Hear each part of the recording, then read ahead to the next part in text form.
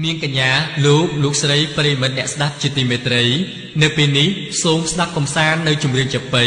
ដែលដកស្រង់ចេញពីកំណាព្យបុរាណស្ដីអំពីការច្រឡំក្បិននារដូវភ្ជុំបិណ្ឌដែលបកស្រាយជូនដោយព្រឹទ្ធភិរមប្រាឈួន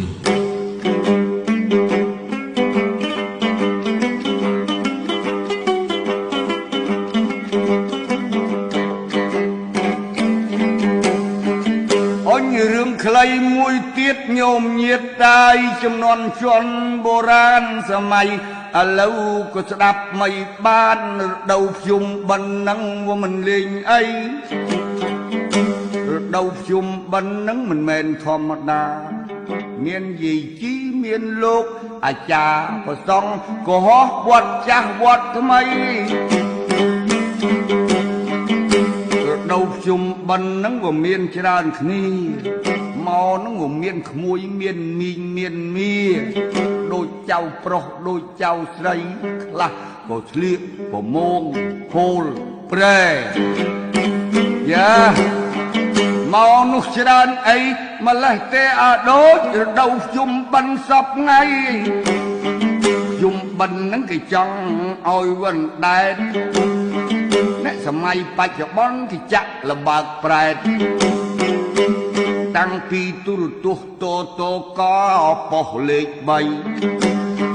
ឮសូរឲ្យរហឹមបែបរងំរដូវបុណ្យភ្ជុំមានប្រុសមានស្រីដណ្ដើមគ្នាធ្វើបុណ្យប៉ុនអីកាលសម័យជំនាន់បុរាណណា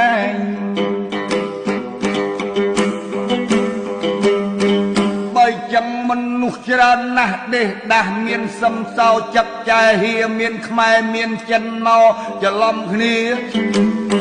គ្រប់វត្តគ្រប់អារាមมันអាចយើងស្មានភ្ជុំបិណ្ឌនឹងវារឿងពិតវាមានទឹកដំមាននំកោមវាមានសំហើយមានមនុស្សកមុំកំឡោះមកទាំងប្រមាណមានមីម៉ាយពោះម៉ាយក៏មានអញ្ចឹងដែរកាលវត្តខ្មែរជំនាន់បុរាណដល់រដូវអីអាចចាំបានជំនាន់បុរាណមានបុណ្យភ្ជុំបិណ្ឌណាហើយមានរឿងមួយឈ្មោះពូលុចមានប្អូនថ្លៃគាត់ឈ្មោះមីងមុចប្អូនឯងប្រពន្ធនៃគាត់ទៅឈ្មោះមីងមុចប្អូនថ្លៃគាត់ឈ្មោះមីងម៉ៃ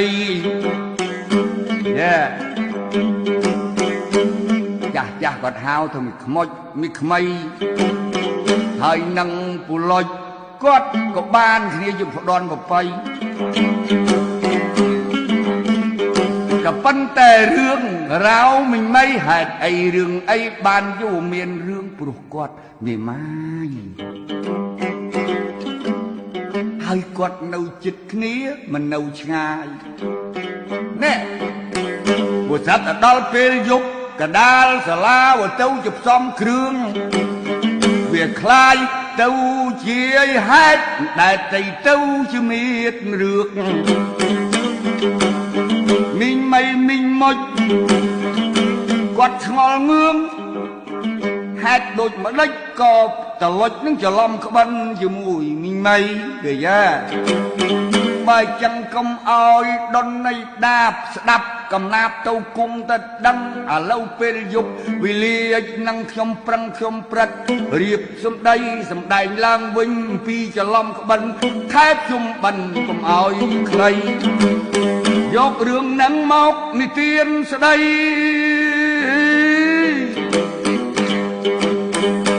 អស់លោកអ្នកមុខអ្នកការឯកឧត្តមរាជមន្ត្រីដើម្បីស្ដាប់កែកំសា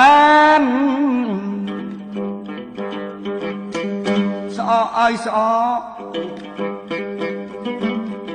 ពួកចង់ទល់ច្រកដៃចាស់យារីណាអាណិតដល់យាយវាលក់នំបញ្ចុកនៅគេហាក់ខានកំសត់កាលពីជំនាន់ប៉ុលពតអត់តប៉ែលោតអាណាធំបានគេបំបែកយាយខ្ញុំអាយុប្រមាណកាលនឹងយាយខ្ញុំ40ផ្លាយ គេនៅកងធំគេដូចកមុំអញ្ចឹងដែរព្រោះមិនបានជួបគ្នាហូហែកាលចំនួននោះនិយាយទៅអីយ៉ាគូតស្រួចឲ្យដូចដងទុំខ្យល់បក់អាលំដួលកដាលដីកាលហ្នឹងឃ្លានណាស់គ្រាន់តែកែបអាចគោទៅហ៊ានលោតភ្លោច្បាស់យ៉ាយោខ្លីប៉ុន្តែឥឡូវណាបច្ចុប្បន្នថ្មីខ្ញុំមិនមែននិយាយរឿងនឹងអីស្ដីអំពីរឿងបុរាណកំណាប់នោះវាមាន70ឆ្នាំហើយបើគិតមកទល់2003រឿងហ្នឹងជារឿងងីខ្លីដូច្នេះញាតិសន្តានជាទីសន្តាប់គ្រប់គ្នាមីមៀចាស់បុរាណអ្នកមុខអ្នកការប្រសងកុហកគ្រប់ភូមិឋានខ្ញុំថ្លែងរឿងបុរាណនិយាយអំពីច្រឡំក្បិនណា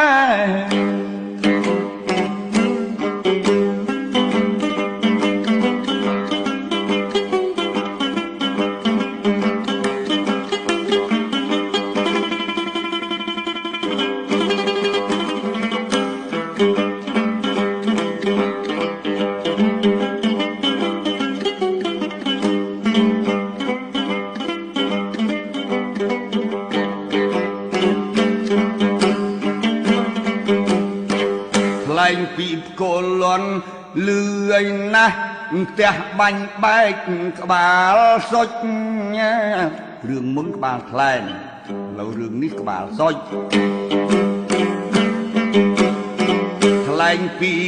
មីក្តីនឹងមីមុចពីព្រោះតលុចក៏ដេកច្រឡំក្បិនដេកនោះមានច្រើនណាស់មានក្មេងមានចាស់មានខ្មែរចិនយ៉ាងទៅទៀតណាដេកលើសាលាខែជុំបិណ្ឌមីដេកកាន់ក្បិនពុលុចបាន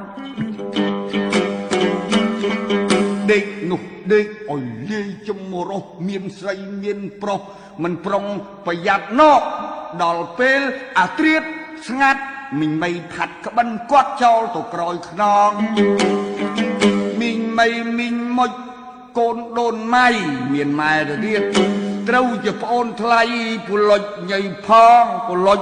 មកមើលទាញម្ដងទាញក្បិនមីចង់មកចុកក៏យ៉ាងតឹងមកចុកបិណ្ឌគាត់ណា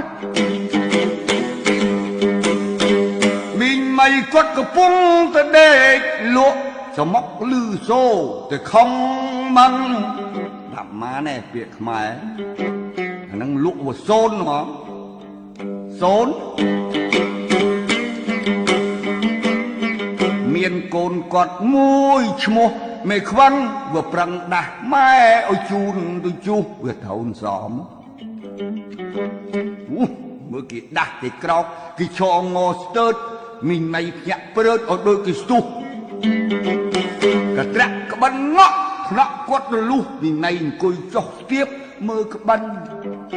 ក្បឹងចេះតែទឿនក្បឹងចេះទឿនថាឆាប់ឡើងម៉ែមីថាទីងឯងឈប់សិន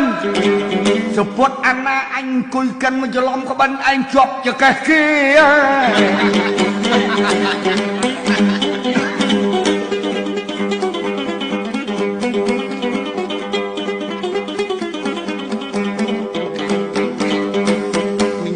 ចាប់ទាញឬសូភឹសគលុចញាក់ព្រឹសតែក្បិនអញទេមិនថាំងលុចនឹងតិចអញជេមិនក៏យកក្បិនគេមកធ្វើជាក្បិនឯង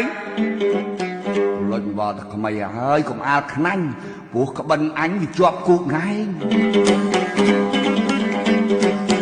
រាវរវាយុបធ្វើមិនវែងណាហើយយើងលើកលែងកុំប្រកាន់គ្នា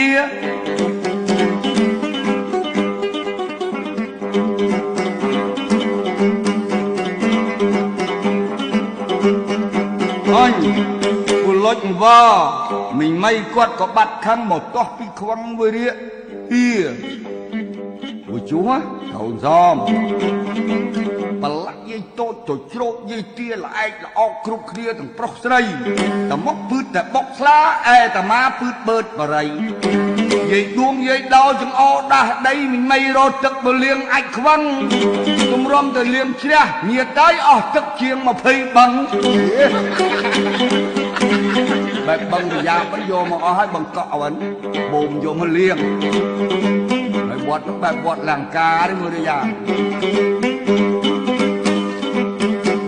អញនិយាយពីមិញមកវិញគាត់លមោកខឹងគាត់ចាំណាគេផ្អើលម្លឹងគាត់ក៏ហាស្ដីថាអ្នកស្រុកគឺជួយចាំយាយឯកយាយអាំយាយអាត់យាយអីឯងជួយចាំអញជាសាកសីព្រោះក្មេងនឹងលុចវាច្រឡំក៏មិនគ្នាបងប្អូនកើតហ្នឹង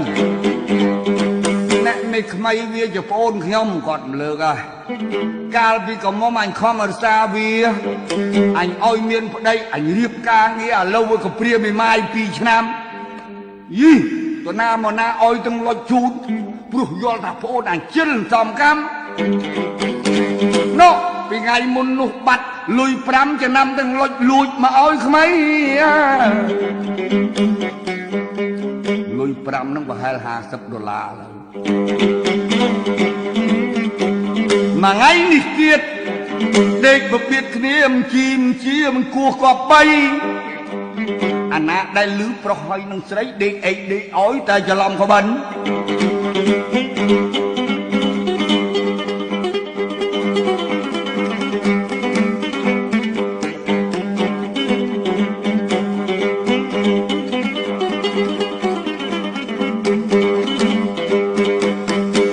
តែក្មៃហើយកុំអាលក្មួបើគួមិនគួត្រូវបងអង្គសិន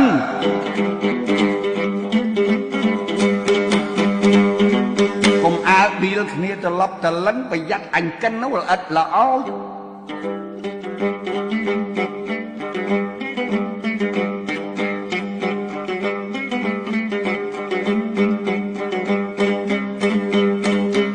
ញាតសន្តានណៃម្លេះហើយខ្ញុំស៊ូស្លាប់ជាខ្មោចរស់នៅតែឯងក៏ឥតប្រយោជន៍ឡាប់ទៅជាខ្មោចវិញប្រសើរជាតិងាយដើម្បីពេញពាក្យពេចមិនទាន់ឲ្យចប់ចម្រៀងខ្ញុំ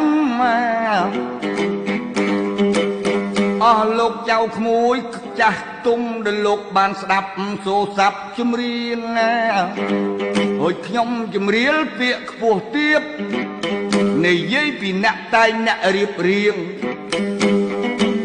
ដែលពាក្យល្អឥតមានលៀងចម្រៀងថ្ងៃហ្នឹងគឺតាក្រមងុយគាត់លើកគឺកំណាប់អ្វីក៏បានពាក្យបុរាណល្បោយកំ pl ែងអ្នកដែលខ្ញុំយកមក CD នឹងតាក់តែងរៀបរាប់សារឲ្យថ្មីរឿងខ្ញុំបិណ្ឌច្រឡំឲ្យខ្លួនមិនទាន់ចប់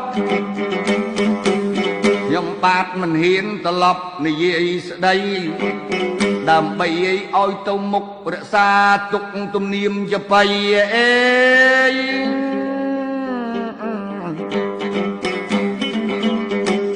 ចម្រៀងចបៃស្ដីអំពីការច្រឡំក្បិននៅរដូវភ្ជុំបិណ្ឌដែលប្រិមិត្តយើងទើបតែបានស្ដាប់អំ